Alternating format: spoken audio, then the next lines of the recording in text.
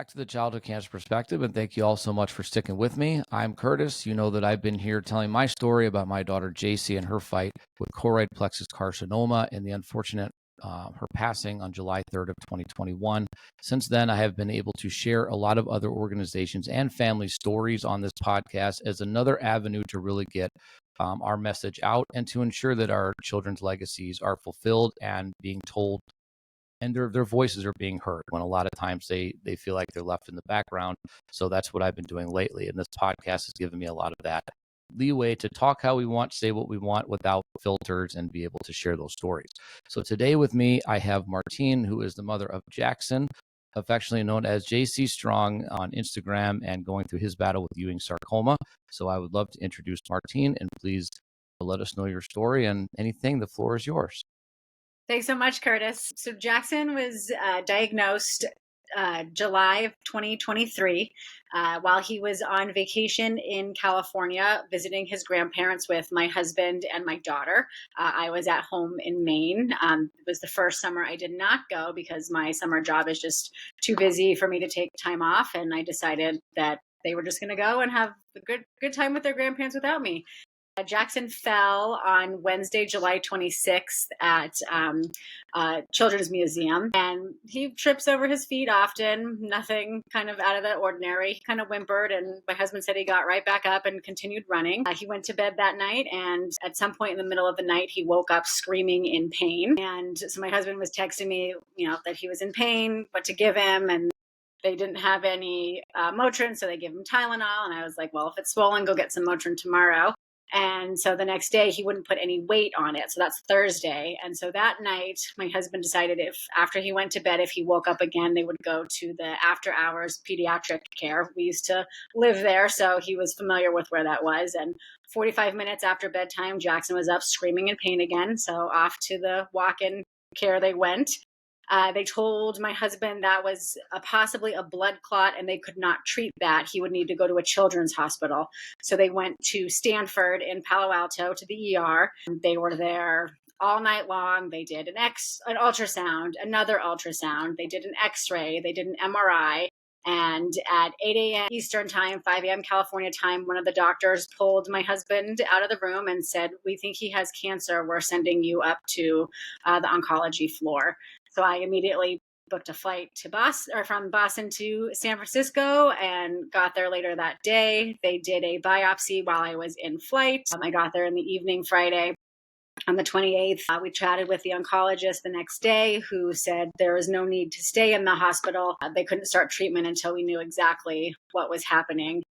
We would have biopsy results in a couple days, and it ended up taking a lot more than a couple days. We got cleared to fly back home. We got care transferred to Dana-Farber, and we'd been home for 4 days when we got the call from Stanford that they could finally tell us that he was diagnosed with the Ewing sarcoma. So we went 2 days later to meet the oncologist in Boston, who very nonchalantly told us he'll just lose his fibula. I was like, okay, no way of saving it. And she's like, well, that's something for the orthopedic oncologist to discuss with you about. And this is a 5-year-old who wants to be an athlete and loves sports. And I was like, I understand he has cancer and there's a lot going on here, but if there's any way to save some of that, should he survive this, which is what they were telling us, it was.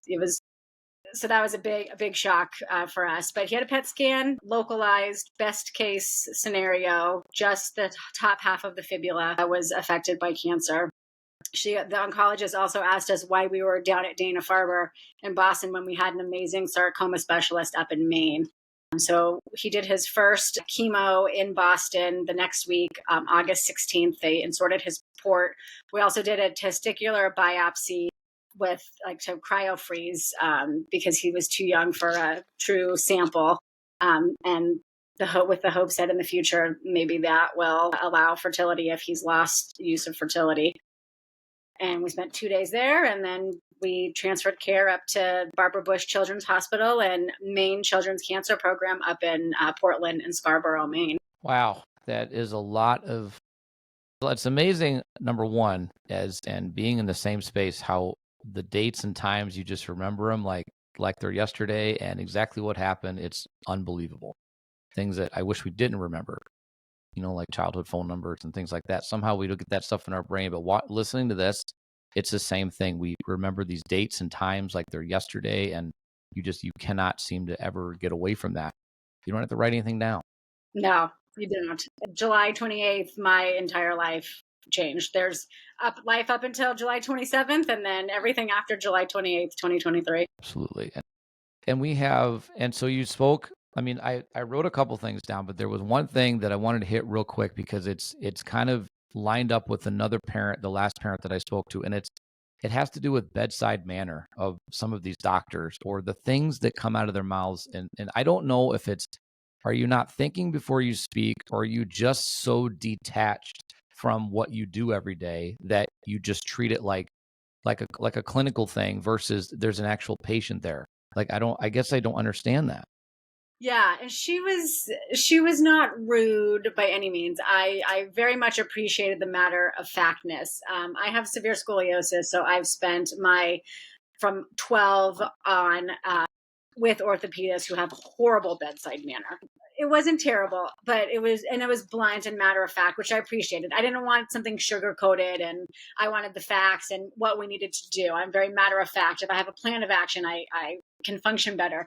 But yeah, it was just very like, yeah, they'll just take his fibula. Like, okay, could we go back to that for a minute? And she kind of kept going on, and I was like, wait, let's go back here. We found that in Boston a bit. We didn't encounter too many of the doctors there because we switched pretty early on, and he did have his surgery there. And I loved the orthopedic oncologist when we finally met her. She was on vacation when we were there the first week, and so we didn't get to meet her until after his second chemo, or I guess it was before his second chemo. We traveled back down to Boston to meet with her.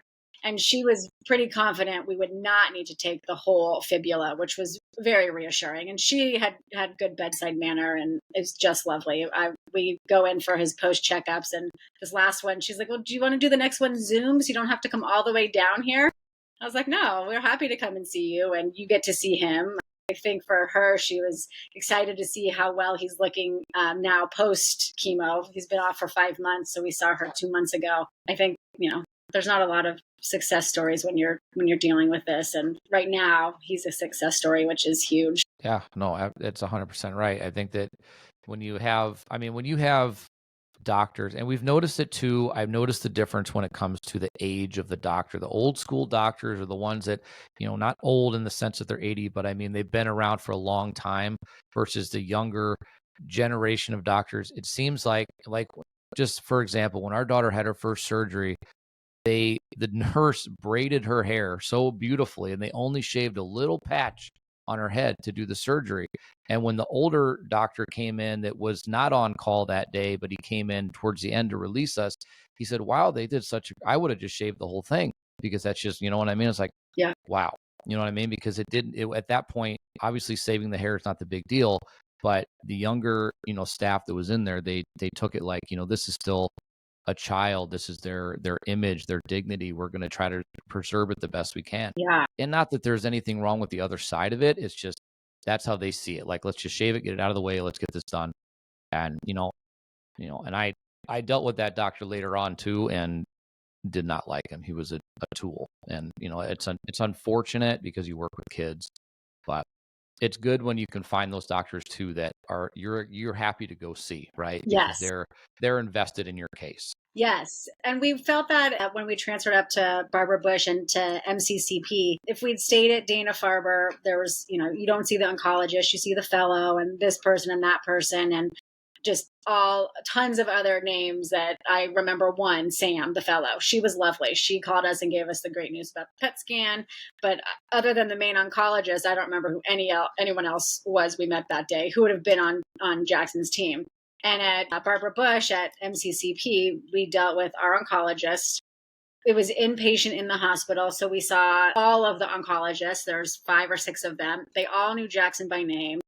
I don't think most of them knew my name, but that was okay. They always, were very personable, checking on him. He played iPad games and video games and was so freaking loud that you could hear him down the hallway. And, they'd come in like, "Oh, we're interrupting a Pokemon something," or, whatnot. Just a very different experience.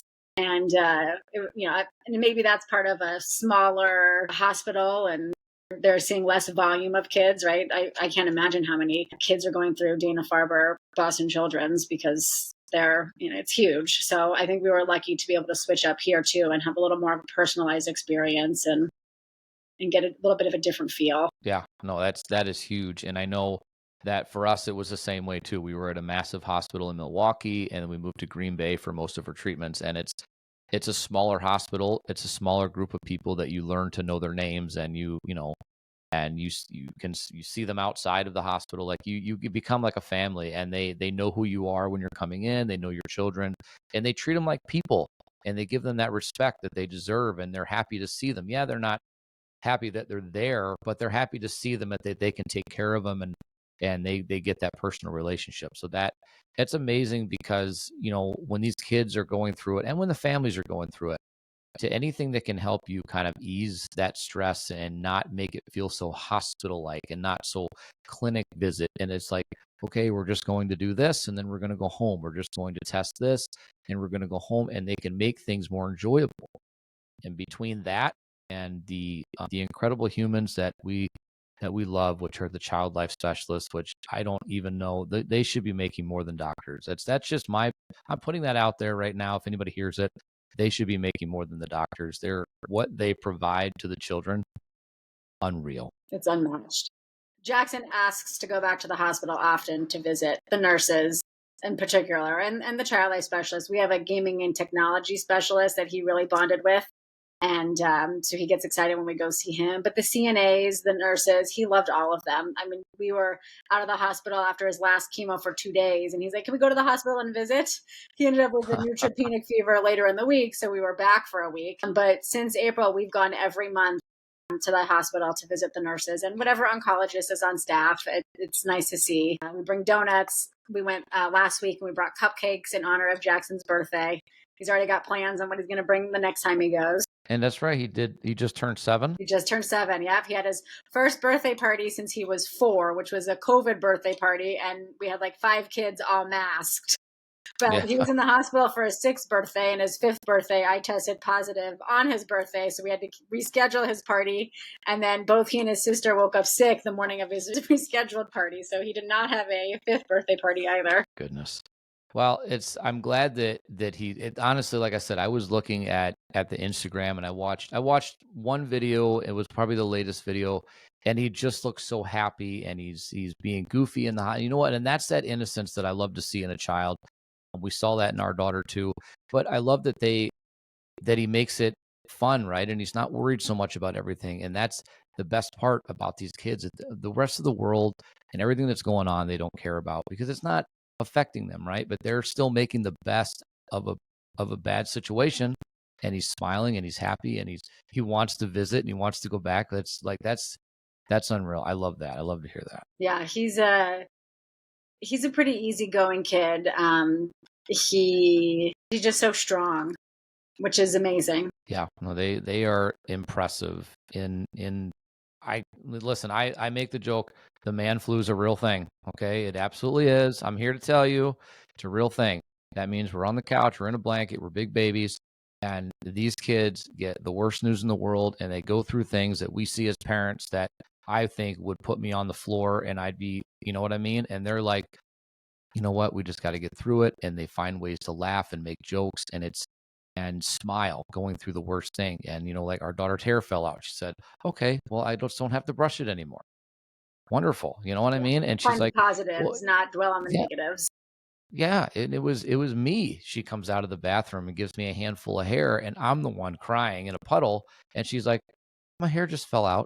Like that's their innocence, right? And that's the most amazing thing that I've said before. That if you have a 5-minute conversation with a child that's going through this, they will change your perspective on life. Big time. Just let them talk to you, let them tell you about life and what they're going through and tell you how they're getting through. And you look at them and say, how are you doing this? Yeah. You know what I mean? I mean, people ask us as parents all the time, right? How do you do it? Yeah. Well, the same reason. We weren't given a choice. Yes. So you find ways to get through it. Yeah, I get asked that a lot. Well, you're so strong. How did you do it? Well, did you think I was just going to sit back and let my kid just not get treated and not put him first? Like, there's no choice. I have to do this. It's not a club that I ever would want to be a part of, but here we are, and we have to do what we can. Right. That's 100%. So what, so I want to ask again, I know you mentioned it, but what were either some or all of, maybe all of the, I know you mentioned that he was tripping or he fell like that. So did he have any other real symptoms beforehand that would have made this come up? In hindsight, yes. At the time, no. There were a couple nights during the summer before his trip that, and possibly before school got out, those dates I'm a little more hazy on. He woke up came into our room in the middle of the night, which he did quite frequently. He used to be my 12-hour sleeper, 7 to 7, like clockwork, and then somewhere around 4, he just started waking up in the middle of the night and coming into our room, and we just couldn't, like, we take him back, he'd come back in. So then it became a decision of, well, do we sleep because he comes in our room and goes back to sleep, or do we really try and put him back in his room? And we opted to sleep because he would just go back to sleep between us. But a few nights, distinct pain in the exact spot where we then knew where the tumor was. And he was 5. We're tall. He's grown a lot. We just figured growing pains. I would give him Tylenol. I would rub it. Sometimes the rubbing would help. Sometimes it wouldn't. I don't know if I mentioned, but I own a Pilates studio. I use a lot of heat products at my studio. I have those at home because I use them on myself. So I would heat what we have is called a smart spine, and I would wrap it around his leg, and the warmth then would help calm him a little bit, and he would fall back asleep. So a couple times we had that. I mean, no unexplained fevers at that point. No, nothing else. And honestly, I have no clue how long it would have taken for us to find this cancer if he hadn't have fallen when he did. Because even looking at his legs, he's a bony kid. Hindsight, I could go back and see the beginning of June, end of May, I can see kind of where the tumor was protruding out on that left side. I take a ton of pictures of my kids, and I was like, oh, there it is. But I didn't think anything of it looking at him going through it. Right. And that's the same. I think it's the same thing that we deal with when it comes to your physicians or your pediatricians and things like that, or ERs, wherever you end up taking your child trying to figure it out. They're not looking for the big things, right? They're not looking for cancer or something like that. They're looking for what can be the easiest explained. And although I think at some point during this battle, whatever, I think we get angry that maybe they didn't look hard enough. But at the same time, we're looking back saying it doesn't make any sense. But then you go back and you find that you can look up that type of cancer, look at the symptoms, and then they all line up with everything you were looking at before. Yeah. But, there's no reason to believe. Our daughter was diagnosed with constipation for months, and when it ended up being a brain tumor. And when you go back and look at the symptoms of what it was doing, it all lined up. There's she would feel shitty in the morning, feel okay at night. And then she'd feel, or she would have one pain on one side of her arm, not on the other side. And one day, much like the falling down, to be able to find out, with her eye turned in, just instantly turned in when you would look at her. That opted us to get to, my sister works for an eye doctor, so thankfully they were able to get us in an emergency to be able to see the swelling of the optic nerve to get us to the hospital. It's almost like those small little blessings give us that opportunity to fight for our kids and find out what's really wrong. But then again, go back and look at pictures, go back and think like, okay, months ago, we should have figured this out, or we could have figured it out. How are we going to know? Yeah. I mean, there's no way. And everybody always wants an exact moment. You were like, oh yes, my kid has cancer. Well, let me tell you, it was when my husband called me in tears because the ER doctor told him our child has cancer. It was not anything on our radar. And prior to that, he had been told it was a calf strain from when he fell, which made sense. Like, he has orthotics anyways. He needed SMO braces to walk as a baby. He has low muscle tone in his legs. He's not super klutzy, but he runs, and he was in Crocs, which are the worst things to be running around in anyway. For a while, Jackson thought that the Crocs gave him cancer. Because I was mad he was wearing Crocs. I was like, well, no, the Crocs did not give you cancer. And I was upset you had Crocs on when I heard you fallen. But it was a big blessing in disguise because it let us catch this in what appeared to be an early stage. Right. Yeah, it's unreal. And we do the same thing even now. You go back and look at pictures, or go back and think about that stuff and think, maybe had we done this, or we would have caught it. But even still, even if you would have caught it earlier, is anybody still going to think this is what it is, Yeah. right? It's, I need you to test for this or something like that. It's just one of those things where that's a lot of expense for the doctor, for the insurance company, for the parents, for the families. And are they going to put you through it if they don't think it's necessary, even though it may be later on? But yeah. Let's see. So, and you also mentioned that they had done, the loss of fertility. And Yes. that's something that is a major side effect of these chemotherapies that our children are given. And that was something that was explained for our daughter as well. And we opted to not save her eggs. I know that they could have extracted them. That was because at the point in her treatment, we didn't think that it was going to be safe for her or comfortable for her. And again, her answer to it was, "Oh, I'll just adopt." Yeah. So here, you know what I mean? This is a 7-year-old saying, "I'll just adopt kids." Okay. And we went that way. And so that's one of the big side effects that happens. One of the major ones is that loss of fertility. But some of these side effects are loss of vision, hearing, Yeah. obviously the loss of your hair, ability to walk. A lot of different things happen. And that loss of fertility, I mean, that's a major one. It is. Yeah, and it was they had in the beginning when we sat down with the team in Boston, they had, said like, well, let's go over questions you have. And I had a few because I had not done any Googling on Ewings. I have a friend that's a oncology fertility nurse, and she was like, only look at, I think it was like Cancer America or American Cancer Society and like one other website to look up information. So I had not Googled anything. I didn't really know much other than that it was bone cancer. So that was one of my first questions was fertility. Like, I know chemo can cause infertility. And they're like, oh yeah, on your schedule today, you're meeting with somebody from whatever company it was. And they do the testicular biopsies. They'll do it when they put the port in. There's no extra surgery. He's already under. The urologist waives her fees, so the removal is free, and then it's this much a year to store it, and in the hopes that in however many years when he's ready to have kids, if he's lost his fertility, which was an 80% chance with the chemo he received, that they would be able to somehow get it back to work. I guess they're having success rate in primates being able to use the testicular biopsy to fertilize an egg. So we'll see. Technology's a long way. He's 7. Although he did tell me he's going to have kids at 18. I was like, well, I hope a little later, but I guess we never know. Right. Not today.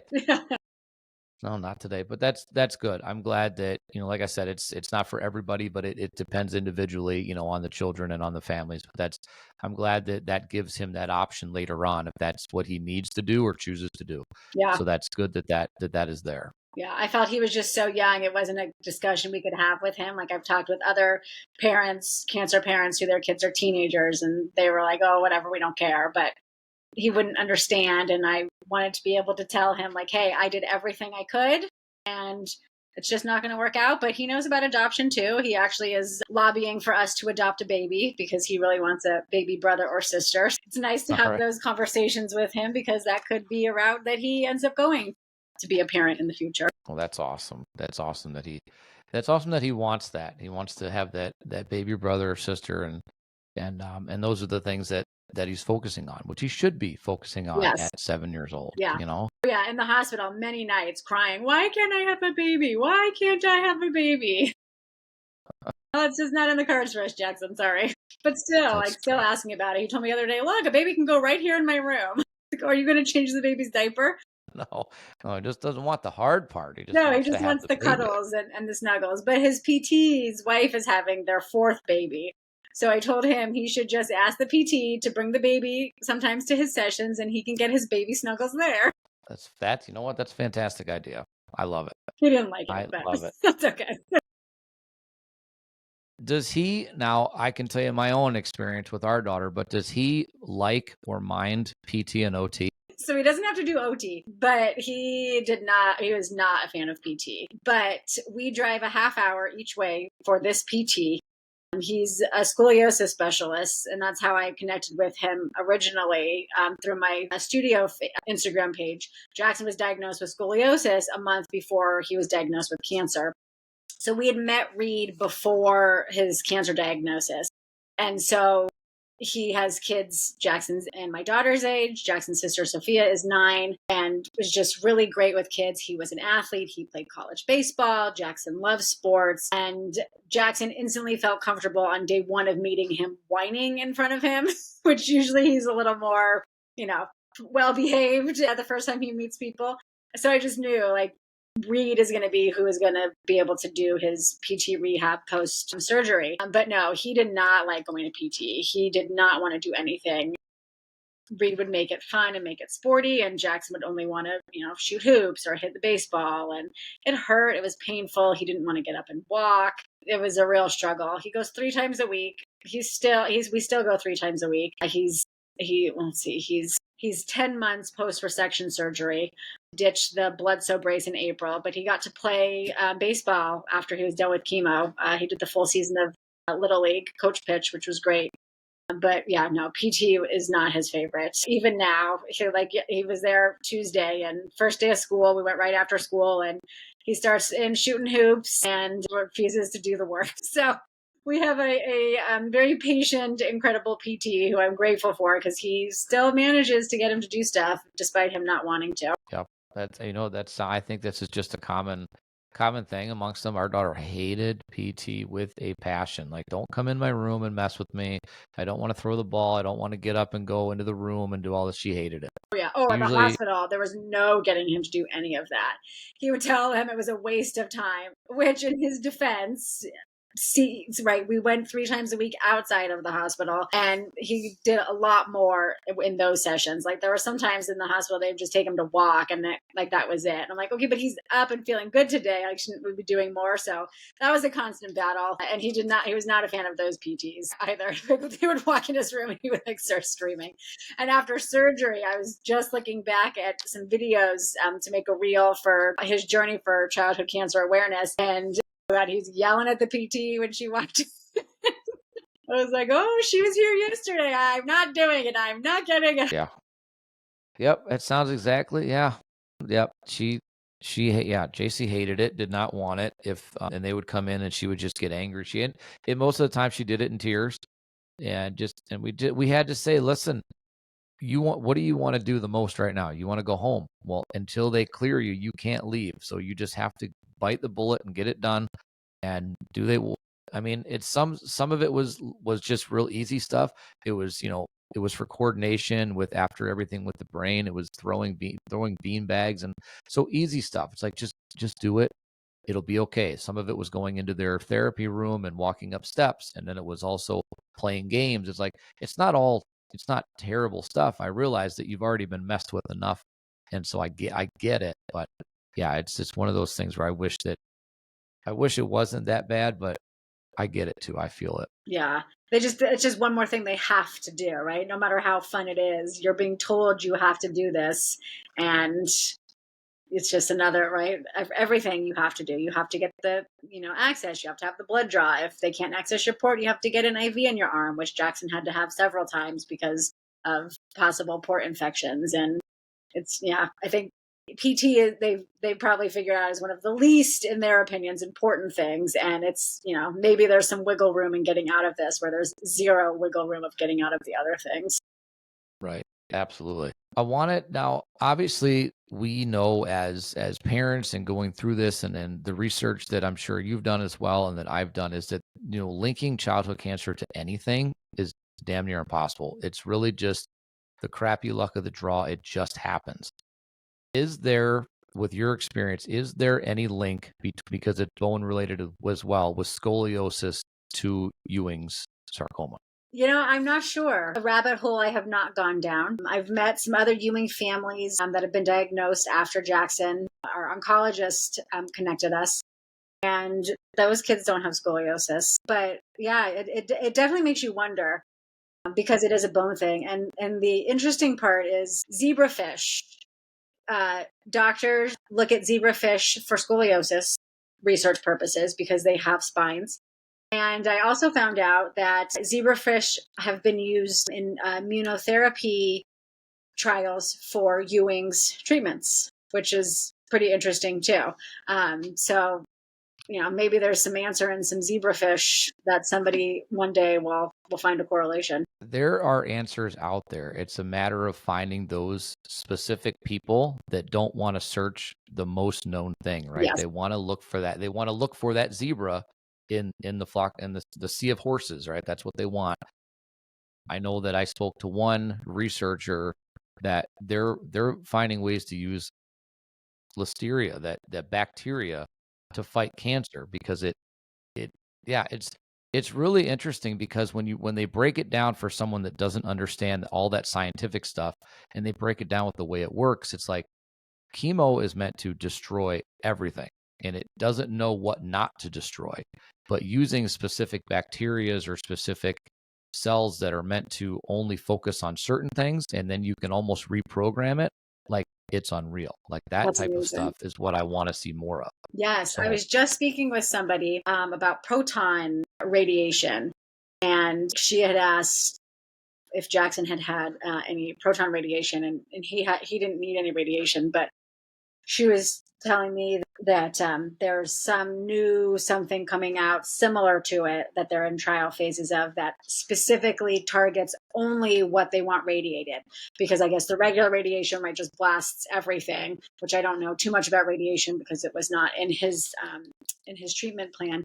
But this really focalizes on the specific spot that they want to get without hitting everything else around it, which is pretty incredible and could be huge for these kids that have to have radiation on one area instead of blasting it through their whole body. Even though, right, I know it's targeted, but the effects go everywhere. So this is able to, it sounds like it's able to control it into where they want it to go specifically. yeah, there's definitely big advances in that. I know when we were in DC last year, there was a speaker talking about, I think it's called flash radiation, and Yes, it's yes, that's what it is. Flash yeah, radiation.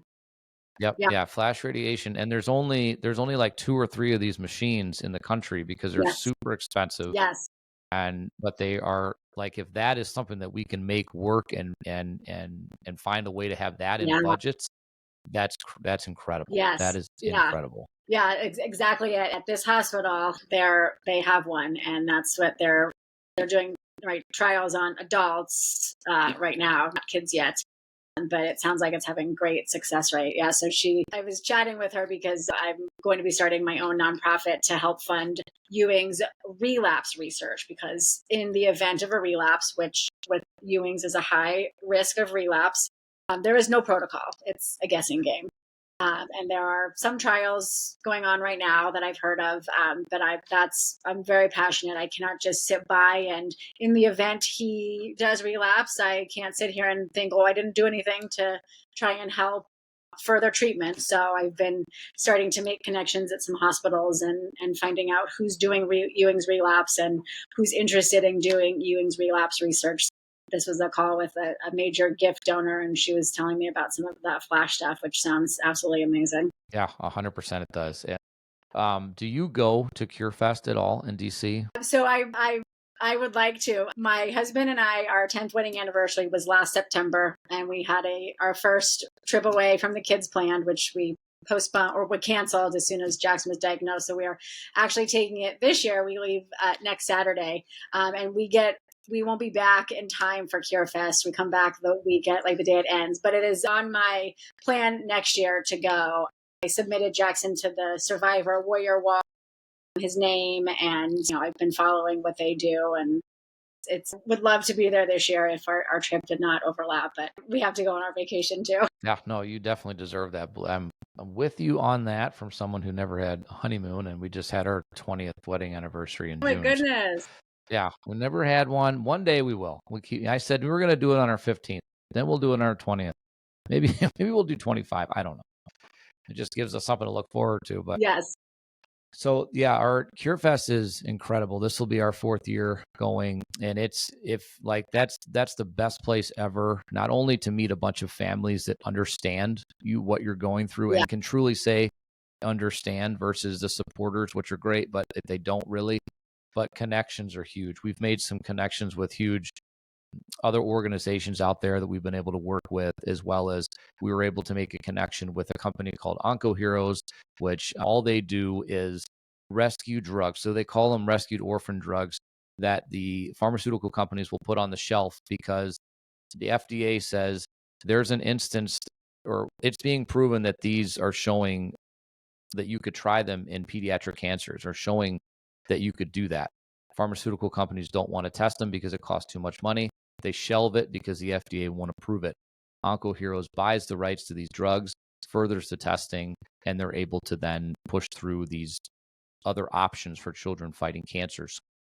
I know that we just had our event in August, and we were able to donate $25,000 to this organization. Amazing. With that donation, they are getting a drug called Vallier, and that is going into clinical trial by the end of the year. And that will treat 5 different types of pediatric cancers, one of those being Ewing sarcoma. So it is incredible to be a part of something like that. We called it an investment into the future because this is you're getting this. We didn't think it was going to happen that fast, but this was something they were waiting for, that extra bit, that push, and that goes into clinical trial. So these types of, and we've also, we met other companies out there. Tracy Ryan from Encore Biotherapeutics, they do a lot of the natural killer cell therapies, as well as they do treatments with cannabis and stuff like that, which is showing great, impressive results. So yeah, there's incredible connections to be made in DC during that time. And it's, if you're starting out an organization or something like that, it is definitely the place to be, especially on that Friday and Saturday with all the tables set up. You will meet incredible people and probably connections that will further whatever you're trying to do. So I highly recommend it. Yeah, like I said, I'm bummed it timing wise this year didn't work out, but I told my husband next year we're not planning anything until I know when that is, because I want to go and I want to bring Jackson and I want to bring Sophia, because I've been reading about, they have the siblings breakout things and stuff for parents and stuff for the survivors themselves, and it just sounds like amazing. We've been to a few things where he's met a couple other cancer kids, not really knowing before that they were cancer kids. We were invited to Oliver Patch programs. Right now for Childhood Cancer Awareness Month, they have a 15-second time slot on the NASDAQ screen. And so we went down to New Hampshire with a bunch of other childhood cancer families and did a photo shoot and some filming for that. And so Jackson's face is up with a bunch of other survivors and warriors every so often in Times Square this week, which is incredible. And he bonded with a couple of the kids there, which was so great to see. But you don't come across a cancer kid every day. We have a few local older kids that he's become buddies with, which is great. But I think bringing him to CureFest and letting him meet other kids his age with his type of cancer too would be huge. Yeah, and you definitely will. And the families you'll meet, it's long lasting friendships that you will make, that as a support system that, although you have, it will be so much more expansive. And Brian from Oliver Patch is just incredible. He's amazing. Yeah, we met him last year at CureFest for the first time and talked to him, and he just has so much energy and so much passion for this. And now, since we met him, because we send care packages, and he said, I'll just send you a bunch of patches that you can put in your packages, which is great. So he's probably sent 200 or 300 patches to us, and I keep saying, hey, we need more, and they're on the ball. And they send it out, which is great, because I love working with other organizations that have that much passion and just want to help. So it's incredible. But yeah, it is definitely a great place, and I would highly recommend it. And you will come away definitely in a happier, not a happy place, but definitely feeling more complete with this community, that you have that support system. Yes. So what stage, I know you mentioned just kind of scans and things like that. What stage is he at in treatment right now? Yeah, he's finished. His last cycle of chemotherapy ended on Easter Sunday, March 31st this year. And that was his 14th and final one. He spent every holiday and birthday in the hospital, just the way it worked out. He spent every family member's birthday in the hospital from diagnosis time until he was done. So he rang the bell on August 22nd, signifying the end of his treatment, and he had clear scans after chemo. And then end of July, we went and he had scans and blood tests and CT, X-ray, and everything looked good. So first 3-month scans were clear, and we'll go back end of October for his 6-month scans. And we'll continue every 3 months. I believe he said for 2 years, and then we'll switch to 6 months, and then eventually a year. And I'm not sure how long that continues on, but I was like, all right, just keep checking every 3. So we live in 3-month segments. We hope, you get the good news and just hope it continues. We had a scare in July. I guess it was the end of June. He was having some pain in his right shin, which is the opposite leg of where his tumor was. And he'd expressed a few times that he was worried his cancer was back in the right leg. This is not something we've discussed in front of him, the chance of relapse or coming back. He just somehow instinctually, felt it, knew whatever, that was a possibility. And so first I put him in therapy right away because we have a therapist that his sister sees who had offered services to all of us when we needed it. And so she got him in right away to start talking about that. And we went to the pediatrician for an x-ray, and the nurse practitioner, she's like, it seems more muscular, but let's do an x-ray, just to check the boxes. And it comes back. I see the report. Cannot differentiate stress fracture versus Ewing's relapse. Further testing recommended. And I'm like, oh my gosh. So the pediatrician calls and I'm in tears, and she was like, I guess you've already seen the news. I was like, yes, I read it as soon as I got the email. She's like, I put in the referral already for the MRI. They should be calling you to schedule it. I was like, all right. She's like, just call me if you need anything.